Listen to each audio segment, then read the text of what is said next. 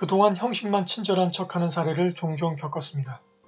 태도는 친절한데 말투가 너무 형식적이어서 친절에 의문을 품었던 기억이 있었습니다. 상대방이 말을 하지도 않았는데 불쾌함을 느꼈던 경험이 있었습니다. 오늘은 책 모든 관계는 말투에서 시작된다에서 뽑은 호감을 주면서 원하는 것을 얻는 4가지 방법에 대해 알아볼까 합니다. 1. 말보다 강한 설득력, 태도와 말투. 회의 시간에 아무 의미 없는 낙서를 하고 있는 부하 직원. 아무 말도 하지 않고 끄적대기만 했을 뿐이지만 직접적으로 관심 없다고 말하는 것보다 8배나 강력하게 부정적인 느낌을 전달하고 있다는 사실을 알고 있을까요? 자신은 의도하지 않았을지 모르지만 그의 행동은 말보다 훨씬 큰 영향을 미치고 있었습니다. UCLA 심리학과 엘버트 메라비언 교수의 연구 결과 상대방으로부터 받는 이미지는 목소리 38%, 표정 35%, 태도가 20% 결정한 반면 말하는 내용은 7%밖에 영향을 못 미친다고 밝힙니다. 언어보다 비언어적 요소의 영향력이 압도적으로 높습니다. 말을 유창하게 하고 아무리 논리적이라 해도 표정이나 태도가 따라주지 않는다면 상대방을 설득할 수 없습니다. 말은 이성적으로 잘하지만 상대방의 감정을 상하게 한다면 원하는 것을 얻어내기 힘듭니다. 특히 실수하는 부분이 말투입니다.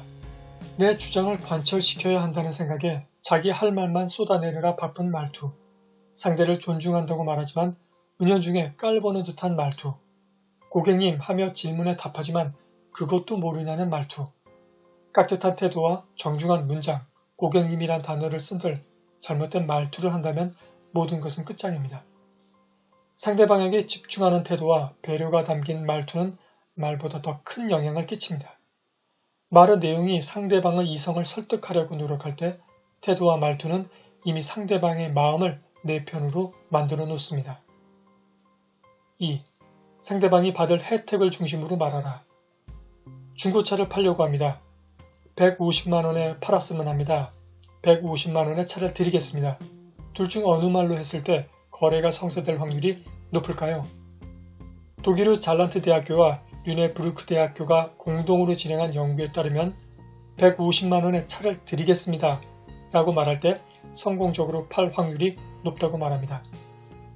150만원에 팔았으면 합니다 라는 표현은 상대방에게 지출할 비용을 연상시키는 반면 150만원의 차를 드리겠습니다 라는 표현은 상대방이 차를 소유할 수 있게 된다는 혜택을 강조합니다. 비용 언급은 손실 회피 감정을 불러일으켜 열렸던 지갑도 다시 닫게 만들 수 있지만 혜택 언급은 이익 추구와 소유욕을 자극해 구매로 이어질 확률을 높인다는 것입니다. 여기서 핵심은 상대방의 입장에서 생각하는 자세가 아닐까 싶습니다. 150만원에 팔았으면 합니다 라는 표현은 내가 받고 싶은 돈에 초점이 맞춰져 있습니다. 반면 150만원의 차를 드리겠습니다 라는 표현은 상대방의 혜택에 맞춰져 있습니다. 내 돈, 내 이익을 먼저 생각하는 것이 자연스러운 사람의 마음입니다. 상대방도 같은 사람이니 마찬가지입니다. 그런데 상대방은 자신의 돈을 내줘야 하는 입장입니다. 당연히 지켜야 한다는 본능이 앞섭니다. 빼앗으려고 달려들면 더 완강히 버티는 것은 당연합니다. 그러나 그들이 빼앗기는 것이 아니라 무언가를 얻는 것이고 그것이 더 이득이라고 생각하게 된다면 저항은 풀어지게 됩니다. 때론 다른 사람 말고 자기한테 팔라고 당부까지 합니다. 돈은 남의 주머니에서 나옵니다. 돈 줄 사람 마음을 이해하고 그 사람 입장에서 생각하는 것이 상대방의 호감도 얻으면서 대화를 성공으로 이끄는 방법입니다. 3. 용서보다 분이 풀리게 하라. 남자친구와 영화를 보기로 약속했습니다. 더 재미있을 것 같은 파티 약속까지 거절했지만 남자친구는 나타나지 않았습니다. 알고 보니 남자친구가 자신과 영화 보는 대신 파티를 즐겼다는 것입니다. 이에 화가 난 여자친구가 그에게 전화를 걸었습니다. 여기서 문제입니다. 남자친구는 통화 중 어느 시점에 사과를 해야 할까요? 저라면 전화 받자마자 바로 사과부터 했을 것입니다. 제가 잘못했으니까요.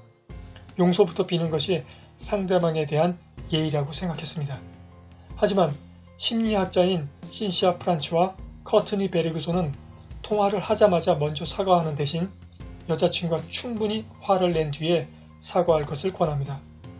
두 심리학자의 실험 결과 사과를 나중에 했을 때 여자친구의 화가 가장 큰 폭으로 풀어졌다고 합니다.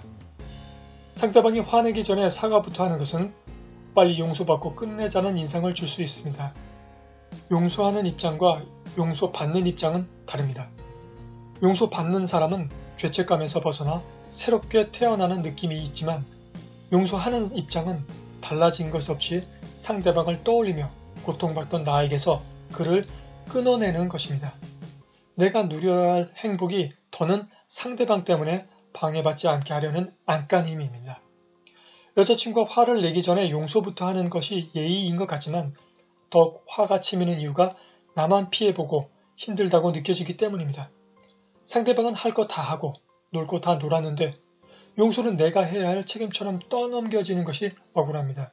그래서 두 연구자는 여자친구가 화를 충분히 내고 남자친구의 잘못을 속 시원하게 다 말하도록 하는 것이 우선이라는 것입니다. 분노가 가라앉은 후 사과를 해야 여자친구의 화가 더 풀어질 수 있습니다.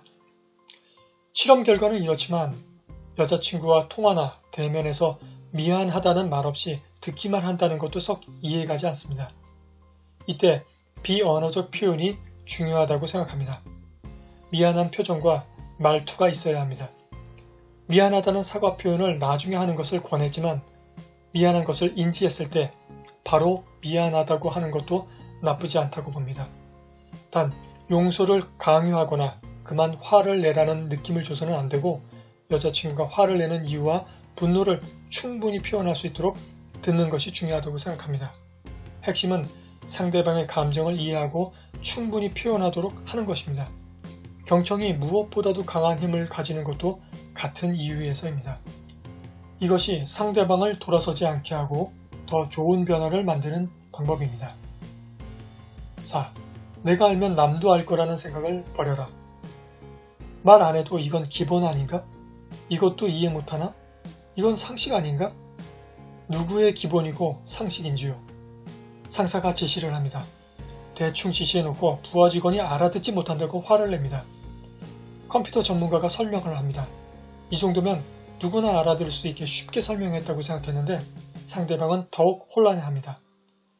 1990년 미국 스탠퍼드 대학의 심리학과 전공 대학원생이던 엘리자베스 뉴턴은 간단한 실험을 진행합니다. 한 사람에게는 당시 잘 알려져 있던 노래를 들려주면서 리듬에 맞춰 두드리라고 지시합니다. 다른 사람에게는 두드리는 소리만 듣고 이 노래의 제목을 맞춰보라고 지시했습니다. 실험 전 두드리는 역할을 맡은 사람들의 50% 정도가 상대방이 맞출 것이라고 예측했습니다. 그런데 실험 결과 겨우 2.5%만 노래 제목을 맞췄습니다.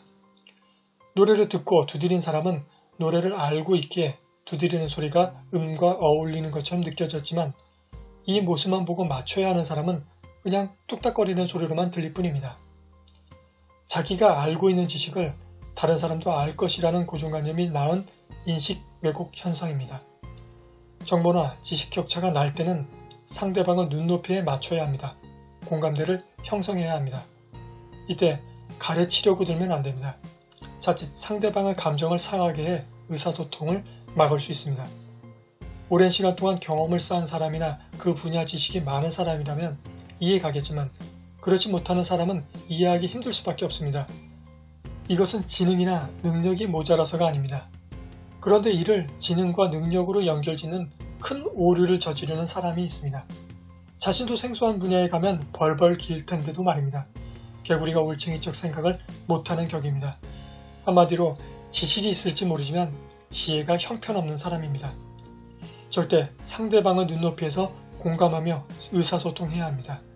내가 아는 것이 기준이 아니라 상대방의 상태를 기준으로 진행해야 원활한 대화를 이끌 수 있습니다. 상대방을 배려하는 모습은 태도와 표정에서부터 시작됩니다. 말투는 말에 배려를 담아 전달하는 방법입니다. 논리적인 설명으로 상대방을 내 편으로 만들기는 쉽지 않습니다. 먼저 감정적인 교감을 통해 진심을 보여줄 때 논리도 효과를 발휘할 수 있습니다. 태도와 표정, 말투가 같은 방향으로 어우러졌을 때 상대방을 내 편으로 만들고 호감을 줄 수 있습니다. 감사합니다.